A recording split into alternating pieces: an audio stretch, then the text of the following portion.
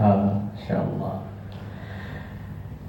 Ya, kita bersyukur kepada Allah Subhanahu wa taala masih diberikan kesempatan bersilaturahim di malam hari ini, karena salah satu cara untuk panjang umur itu memperbanyak silaturahim. Mudah-mudahan Allah Subhanahu wa taala panjangkan umur kita semua dalam ketaatan. Amin ya rabbal alamin. Teman-teman yang dimuliakan Allah Subhanahu wa taala, ada satu hal juga yang harus kita syukuri. Apa itu? Yaitu lahirnya baginda Nabi Muhammad sallallahu alaihi wasallam. Di pertemuan yang lalu kita sudah membahas beberapa keistimewaan dari baginda Nabi sallallahu alaihi wasallam. Dan sekarang kita akan membahas kenapa kita harus bersyukur kepada kelahiran Nabi Muhammad dan apa bukti kita untuk mensyukuri nikmat Allah yang besar itu, yaitu berupa lahirnya Nabi Muhammad ke dunia ini. Teman-teman yang dimuliakan Allah Subhanahu wa taala, kelahiran Nabi Muhammad sallallahu alaihi wasallam merupakan nikmat terbesar yang Allah berikan kepada kita semua umat muslim. Nah, maka hal ini harus sangat-sangat kita syukuri bersama. Bagaimana cara kita mensyukurinya? Yaitu dengan sama-sama kita menanamkan cinta kepada Nabi sallallahu alaihi wasallam dan menumbuhkannya di kehidupan kita sehari-hari lewat amal perbuatan kita. Jadi teman-teman yang dimuliakan Allah Subhanahu wa taala, sebelum kita mencintai Nabi Muhammad SAW, kita harus kenal dulu siapa beliau. Ya, lewat mana kita mengenal Nabi Muhammad? Lewat surah nabawiyah, majlis-majlis ilmu, Al-Quran, dan lain-lain sebagainya. Maka perbanyaklah kita berkumpul seperti majlis saat ini. Banyak kita bertemu dengan kawan-kawan salih, bertukar cerita tentang bagaimana sifat fisik entah itu daripada Nabi sallallahu alaihi wasallam. Nah, teman-teman yang dimuliakan Allah Subhanahu wa taala, banyak dari kita yang masih belum kenal tentang Nabi sallallahu alaihi wasallam. Kalau ditanya berapa jumlah anak Nabi, mungkin belum ada yang tahu berapa jumlah anak Nabi. Tahu berapa Pak? Jumlah anak Nabi. Nah, masih banyak dari kita yang belum tahu. Tapi di luar sana ditanya juga banyak belum tahu. Tapi anak Raffi Ahmad tahu. Ya, Cipungnya, Kamar Rapatan, Masya Allah, hafal semua itu. Akal Halilintar, Gen Halilintar 11 hafal. Tapi anak Nabi SAW masih banyak dari kita yang belum tahu. Ada 7 anak Nabi, 3 laki-laki, 4 perempuan. Ibrahim, Abdullah, Qasim, Kulsum, Zainab, Ruqayyah, dan Fatimah. Yang kita tahu hanya Fatimah aja biasanya. 6-nya kita lupakan. Nah, maka dari itu ini menjadi PR kita bersama bagaimana kita harus lebih kenal lagi dengan Nabi kita, Nabi Muhammad SAW, yang kelahirannya sangat-sangat harus kita syukuri. Karena apa? Kelahiran Nabi Muhammad ini merupakan innama bu'itsu liutammima makarimal akhlak. Kata Nabi, sungguh aku diutus di muka bumi ini untuk menyempurnakan akhlak manusia. Nah, kalau nggak ada Nabi, bisa dibayangkan akhlak manusia bagaimana? Jahiliyah, ya.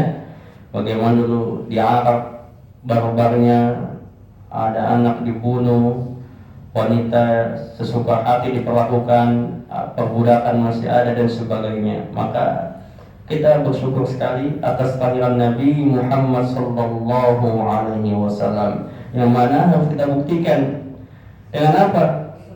Cinta kepada Nabi Muhammad tidak hanya kita buktikan dengan lisan saja.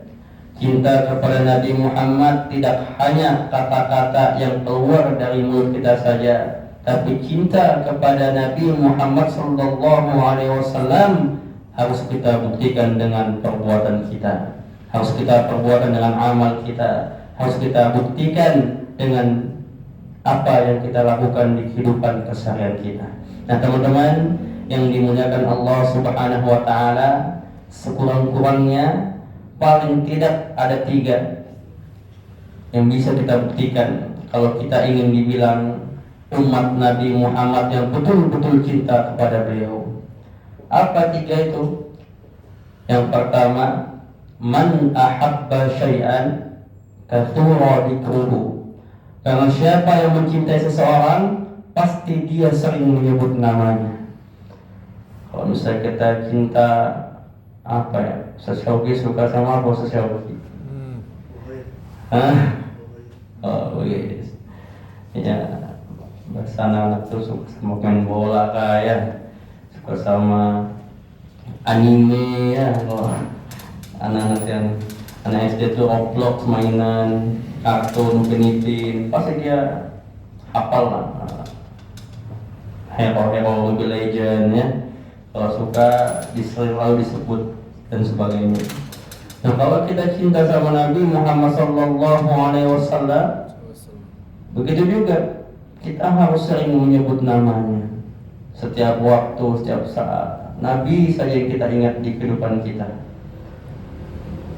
Dengan apa kita mengingat beliau? Dengan senantiasa membasahi lisan kita selalu bersolawat kepada Nabi Muhammad Sallallahu Alaihi Wasallam. Dahsyat sholat ini teman-teman ya.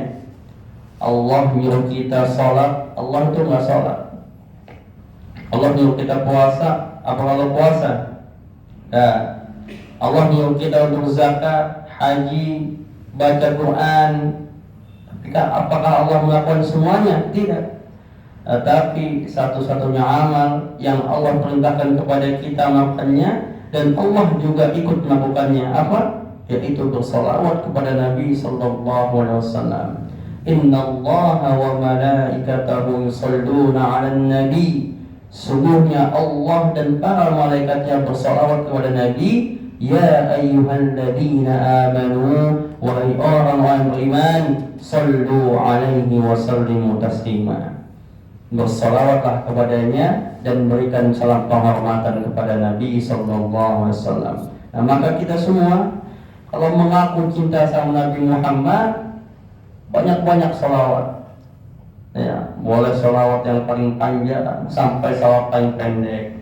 Ada salawat Ibrahimiyah yang diajarkan Nabi sallallahu alaihi wasallam yang selalu kita baca saat salat. Allahumma shalli ala Muhammad wa ala ali Muhammad kama shallaita ala Ibrahim wa ala Ibrahim wa barik ala Muhammad wa ala ali Muhammad kama barakta ala Ibrahim wa ala ali Ibrahim innaka Hamidum Majid. Bahkan salawat yang paling pendek, paling ringan, salawat Jibril sallallahu ala Muhammad. Aja sallallahu ala Muhammad. Baca di kesenggangan, baca di jalan, baca lagi ke sekolah kita baca, ke kampus baca, di motor baca. Man shalla alayya wahidatan, siapa yang bersalawat kepadaku, kata Nabi, sekali saja, sallallahu alaihi asyran, maka Allah bersalawat membalas salawat kepada yang 10 kali salawat. Masya Allah.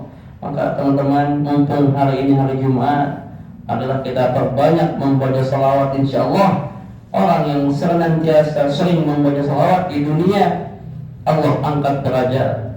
Di dunia Allah kabulkan hajat-hajat, dan nanti di akhirat insya Allah mendapatkan syafaat langsung dari Nabi Muhammad Sallallahu Alaihi Wasallam.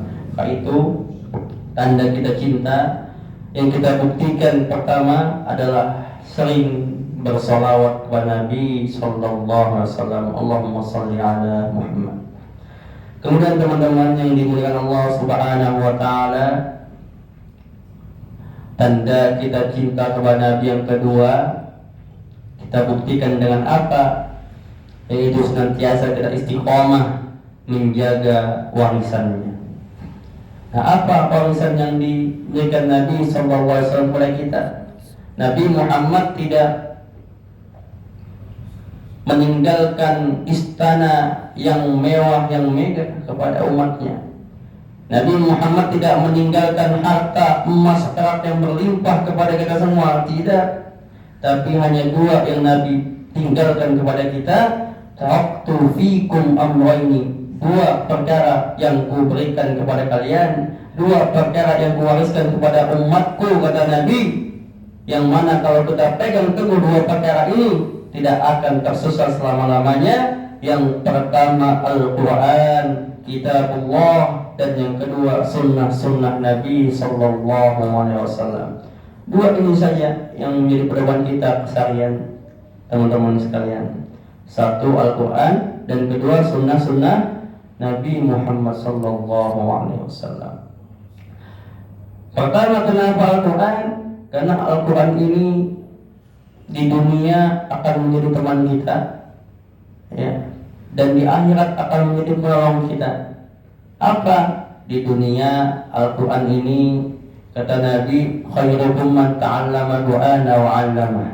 Sebaik-baik kamu mereka yang belajar Al-Quran dan mengajarkannya, mengamalkannya, belum mentadabburinya, menghafalnya, dan lain sebagainya. Itu sebaik-baik orang di dunia.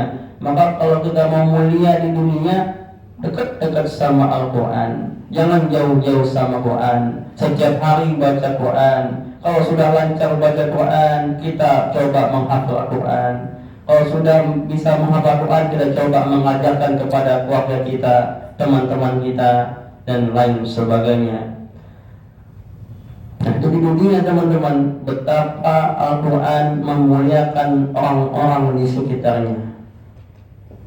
Dan nanti ketika sudah di akhirat, Nabi bersabda, iqra'ul Quran, baca Al-Quran, fa innahu ya'ti yaumal qiyamah syafi'an li ashabi. Karena nanti Al-Quran itu di hari kiamat akan menjadi teman setiamu. Karena nanti Al-Quran itu di hari kiamat akan menjadi penolongmu. Karena nanti Al-Quran itu di hari kiamat akan menjadi syafaatmu di hari kiamat nanti. Maka Al-Quran kalau kita jaga di dunia, dia akan menjaga kita di dunia, juga menjaga kita di akhirat. Kata Ustaz Faruqi waktu itu, Quran itu syafaat yang luar biasa. Kalau teman saja, kita fakih punya teman, ya, entah di akhirat bisa lupa sama temannya. Beberapa saat ketika temannya di neraka, beberapa lama baru dia ingat, oh iya, aku punya teman dulu di majelis.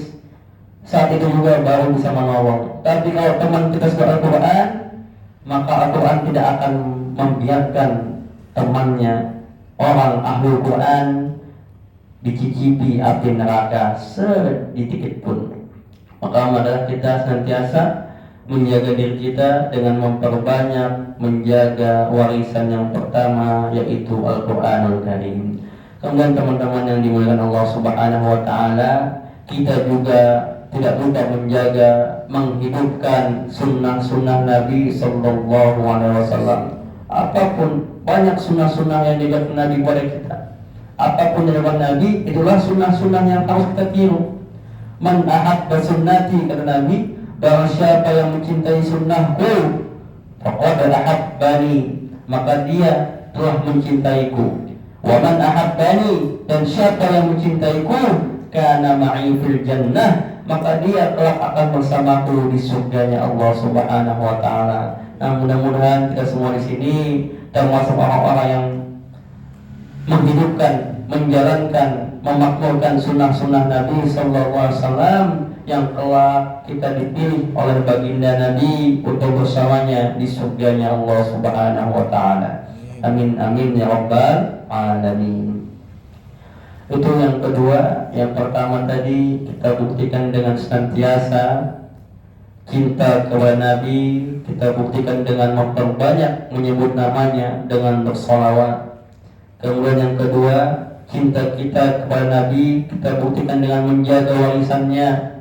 Dua warisan Nabi, yang pertama Al-Quran, dan kedua sunnah-sunnahnya. Kemudian yang ketiga, apa yang bisa kita lakukan untuk menjadi umat yang betul-betul pantas diakui sebagai umat yang mencintai Nabi Sallallahu Alaihi Wasallam, yaitu sebisa mungkin, semampu kita, semaksimal mungkin kita meneladani akhlak Nabi Sallallahu Alaihi Wasallam. Allah Subhanahu wa Ta'ala itu tidak pernah memuji Nabi karena nasabnya, tidak pernah memuji Nabi karena dia keturunan Abdul Muthalib sampai atas, tidak pernah Allah Subhanahu wa Ta'ala memuji Nabi karena nasab dan keturunannya. Allah juga tidak pernah memuji Nabi karena fisiknya, padahal Nabi tampan. Keingat Nabi bau kasturi, tidak ada yang bisa menyaingi ketampanan Nabi SAW, tapi Allah tidak pernah memujinya. Satu-satunya yang dipuji Allah Subhanahu wa Ta'ala dari Nabi apa? Wa innaka la'ala khuluqin azim, dan sungguh wahai engkau Muhammad memiliki akhlak yang paling terpuji. Maka mari kita tiru akhlak Nabi SAW. Bagaimana Nabi bangun tidur sampai tidur kembali, bagaimana cara Nabi makan, Nabi berdoa sebelum makan. Bagaimana cara Nabi tidur, Nabi berdoa, wirid, berzikir sebelum tidur. Bagaimana cara Nabi belajar, bagaimana cara Nabi memperlakukan saudaranya, bagaimana cara Nabi memperlakukan istrinya, bagaimana cara memperlakukan anak-anak dan cucu-cucunya, bagaimana Nabi sebagai ayah, bagaimana Nabi sebagai kepala negara, bagaimana Nabi sebagai pemimpin agama. Nabi tidak pernah menzalimi umatnya, Nabi tidak pernah menzalimi rakyatnya, Nabi tidak pernah menyakiti hati orang lain dengan tangan ataupun lisannya. Itulah Nabi kita Muhammad SAW. Maka pantaslah dia diutus sebagai penyempurna akhlak manusia. Kita patut bersyukur atas kehadiran Nabi SAW. Betapa baiknya Nabi SAW ketika di tahun-tahun kesedihan, Amul Huzn, Nabi ditinggal Khadijah istrinya dan pamannya Abu Thalib. Kemudian Nabi berusaha menghibur dirinya untuk berdakwah ke kota Taif. Di sana bukannya Nabi disambut dengan Tala al-Badu alaina, Nabi tidak disambut dengan marhaban ya Nurul Aini seperti di Madinah, tapi Nabi malah disambut dengan lemparan batu. Nabi malah disambut dengan cacian, fitnah, lemparan kotoran unta dan hinaan sebagainya.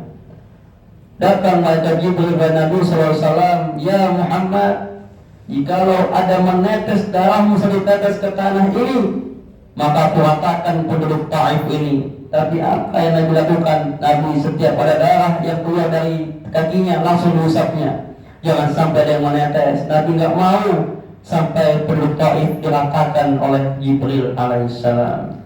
Kata teman-teman yang Allah Subhanahu wa Ta'ala, begitu mulianya akhlak Rasulullah, dilempari batu, dilempari kotoran, bisa Rasul membalas. Dua malaikat malakul jibal itu menawarkan lagi kepada Nabi, dua gunung ini, gunung Abu Kubais dan gunung Jabal Kuaikian, aku angkat, aku timpakan ke penduduk Taif. Tapi Nabi tidak mau melakukannya. Apa hikmah yang bisa kita ambil? Kita boleh dicaci maki, kita boleh dibully, kita boleh difitnah dan sebagainya, kita juga bisa membalas. Tapi alangkah baiknya untuk tidak membalas. Apa yang dilakukan? Nabi mendoakan penduduk Taif. Nabi mendoakan mereka semua. Boleh jadi mereka semua tidak beriman kepada Allah, tapi anak cucunya nanti beriman kepada Allah. Dan alhamdulillah, sekarang kita bisa buktikan 100% penduduk Taif semuanya beragama Islam, beriman kepada Rasulullah SAW. Itu sedikit akhlak yang diajarkan Nabi SAW pada kita semua, dan masih banyak akhlak Nabi lainnya yang bisa kita tiru sebisa mungkin. Kita tidak mungkin sesempurna Nabi Muhammad, tapi kita bisa semaksimal mungkin untuk meniru akhlak yang sudah dicontohkan Nabi Sallallahu Alaihi Wasallam. Nah, itu teman-teman yang dimuliakan Allah Subhanahu Wa Taala, 3 tanda dan cinta kita yang harus kita buktikan. Seminimal-minimalnya ada 3 itu. Agar apa? Agar kita pantas, agar kita layak untuk disebut sebagai umat Rasulullah Sallallahu Alaihi Wasallam yang benar-benar mencintai beliau dengan sebenar-benarnya cinta, yang mana kalau kita laksanakan, kita amalkan 3 ini, insya Allah kita menjadi umatnya yang mencintai beliau dan juga dicintai Nabi Sallallahu Alaihi Wasallam. Mudah-mudahan kita semua termasuk dalam golongan orang-orang yang cinta kepada beliau. Kita juga digolongkan sebagai umat yang dicintai beliau, yang diberikan syafaat oleh beliau nanti di hari kiamat. Mudah-mudahan kita semua dikumpulkan satu surga bersama Nabi Sallallahu Alaihi Wasallam di yaumul akhir nanti. Amin amin ya rabbal alamin. Teman-teman yang dimiliki Allah Subhanahu Wa Taala, mungkin itu yang dapat kita sampaikan di pertemuan Kaisar malam hari ini. Kurang lebihnya mohon dimaafkan. Panjang umur kita berjumpa kembali di Jumat-Jumat yang akan datang. Pendek umur kita berjumpa di surganya Allah Subhanahu Wa Taala. Hadanallahu wa iyyakum ajma'in. Sekian, semoga bermanfaat dan mendapatkan banyak-banyak keberkahan dari majlis kita malam hari ini. Assalamualaikum warahmatullahi taala wabarakatuh. Waalaikumsalam warahmatullahi wabarakatuh.